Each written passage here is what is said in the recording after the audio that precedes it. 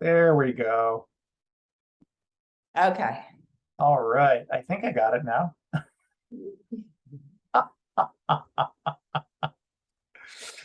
All right. Let me see. Let me change my tree's virtual background. And you, Am I still Brenda Serrano? No. who are you today? Well, I guess we'll leave it. I'm not sure what happened to my Boise backdrop, but oh well. San Francisco is very In nice. San Fran today. Yeah. All right. And So I heard Stacy's the broker down there now.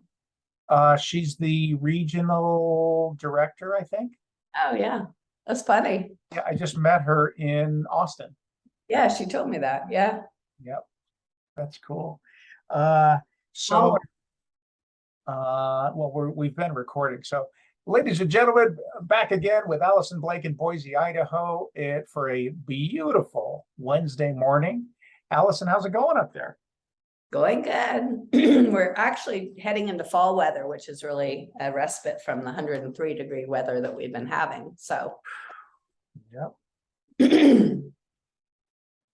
and interesting with the market, our market is, falling pretty quickly. Mhm. Probably one of the quickest drops in the nation, only because we went up so high. So from July to August, we've gone down another 4% in pricing. We're overall about 10% down since January. So the prices of the homes are still higher than 2021. Right. But we are in a correction, which I think is really great because it's going to allow a lot more affordability for people, a lot more options for people to move back in here, and a lot more options for our local people to buy homes. So how is the inventory levels? We have about 2,100 listings in January. We had about 600 listings. So that's almost it's 3.5 times what you had in January. So buyers are really taking their time. They're looking at a lot of houses. Open houses are back. And it's a pretty competitive market. We are still getting about 95% of our list prices, but what we are seeing is that buyers are chipping away at home inspections a lot more. So we're back to more of a traditional sale versus just skipping appraisal and skipping inspections, which I think is a lot safer for buyers and for sellers. It's more of a balanced market, so that's good for everyone, I would think. We're still at the very tip of a low seller's market, so we expect in November and December to be in a balanced market. Great. And are homes sitting on the market a little bit longer than in the last few months? About 35 days. That's across the board. So of course there are those exceptions where something sells in a week. It's really price dependent. I sold a home in Mountain Home for $275 in 2 days. So we got 4 offers, but that was pretty much under market and we got $284.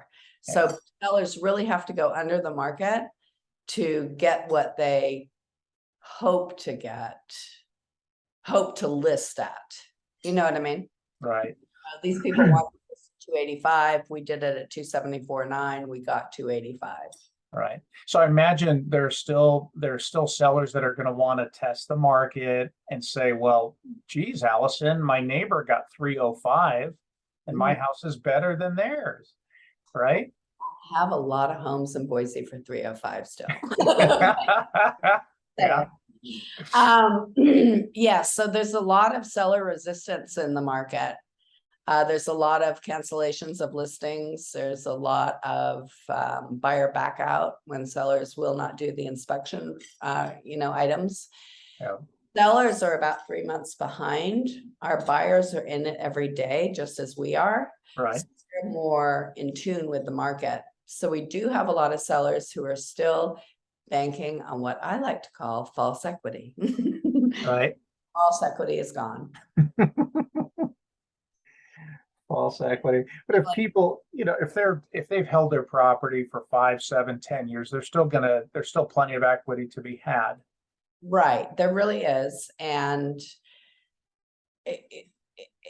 it's just amazing to me that people don't look at what they're getting, but they look at what they could have gotten. And they're not satisfied with what they will get. Yeah. Yeah. So has the way that you do business changed at all? Yes, so we're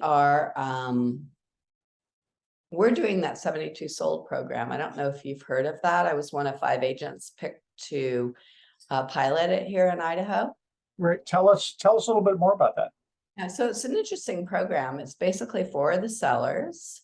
It's pricing very competitively, doing away with daily showings, doing a coming soon, and doing range pricing. So for example, in Mountain Home, we started at $275. I got 10 to 15 calls within the first 4 days of pre-marketing. So we knew that we'd hit a really good range of pricing. Okay. Put it on the market. We show everybody the house at one time. And it's just very convenient for sellers, and it takes a little bit of the sting out of the market for them. Interesting. Yeah, Now, is this something that we're doing around the entire United States? they are rolling it out nationally. 72 sold. We got to check that out. I got to learn more about that. Because I know Stacy mentioned that a little bit in Austin. It's just within Keller Williams right now, for our portion. So yeah, it's a very interesting, it's seller driven. I mean, the really good thing for buyers is that if they have an agent who is on top of these coming soons, they can actually write an offer. We'll put it pending and we'll go from there. So they Oh, that whole step. So it benefits buyers and it benefits sellers. wow. That sounds like a great program. We've had a little bit of a difficulty with it now with sellers because a lot of sellers are not willing to go that low. Then they change their mind. They don't want to do the range pricing. So we're just going to get better and better at selling it. But it's great for buyers too, because if they've got an agent that's on top of the coming soons, they can actually stop the process. And if they write an offer and the seller likes it, we'll put it pending. Yeah, I like that. I like that, but that does it artificially lower your days on market? It does. We don't accumulate days on market during our coming soon period. Right, we don't either. Yeah. So it does, so we can play with the price during that time to see where we're getting the phone calls. Right. And we do a lot of advertising, and it does not work unless we have a really good price on the house. It has to stand out in a compelling way. And I have to say that agents coming out of the market the past 4 or 5 years, if they haven't been in a down market, they are not watching the coming soons. Right. Oh. Yeah. So we're just retraining everybody, but I think it's going to be a really great program. Yeah, it does. It sounds like a great program, and over time, you're going to be able to tell. You'll have plenty of success stories to share with your sellers up there. Right. I've closed 7 and since June. So yeah, that's going pretty well. That's great. Yeah. That's great. A lot of fun to shake up the real estate market. But, in January, we had 0 homes on the market under 400,000. Oh, Today we have 108 accounts. it's a little shift. So It's a shift to the market. But it's a positive shift for people that are trying to get in, because with the increased interest rates, they're still able to buy a home because the prices have come down. Right. Got it. Well, what do you think is the forecast going into the fourth quarter? More inventory, and the interest rates are going to be what they're going to be, but more days on market and higher inventory levels. Is that what we're looking toward? On market, higher inventory levels. We don't know about buyer demand right now because we don't know what's happening with the interest rates. But I think it's gonna be a slowdown. I think that we will continue to go down a little bit. Mhm. But I think that we're starting to see signs that we are leveling off. Right. Great. And you're still up when compared with 2021, you're still positive as far as home value. Right. So Mhm. that's, where's the bad news really? Right. So we're rolling back to 2021 pricing and probably will stay there. Our average price in Ada County was 550. Compared to about 620. So we are about 10% down. And then in Canyon County, it's 440. So Canyon County really is a great opportunity to buy a home. And I've got a great home that's a Victorian home. I've never seen anything like it. Oh, neat. It's 589, 4,000 square feet in Canyon County. Whew. I know. So there's some real upside to this market. When was that? Is that 120 years old, or how old is the Victorian? Oh, I'm sorry. built in 1908. Oh, in 08. Wow. Yeah. That's great. Not very many Queen Anne or Victorian homes up there, right? We have quite a lot of them in Boise in the historical district. I live in the historical district, but most of them are bungalows. And my home was built in 1890, and it's a small bungalow. And Wow. a lot of them, instead of being Queen Anne's and Victorians, a lot of them are more farmhouse styles. We actually have some Sears built homes up here, Right. out of kits. Oh, the Sears kit homes. Yeah. From the 1940s, 1920s. Oh, that's great. You have a historical district in Boise, in Nampa, and in Caldwell. How fun. Yeah, Yeah.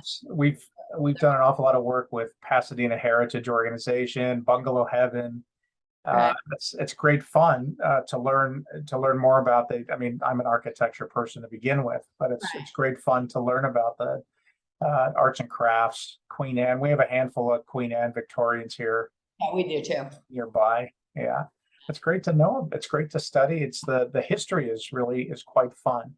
Yeah, and they're very comforting homes to live in. They're challenging, but comforting.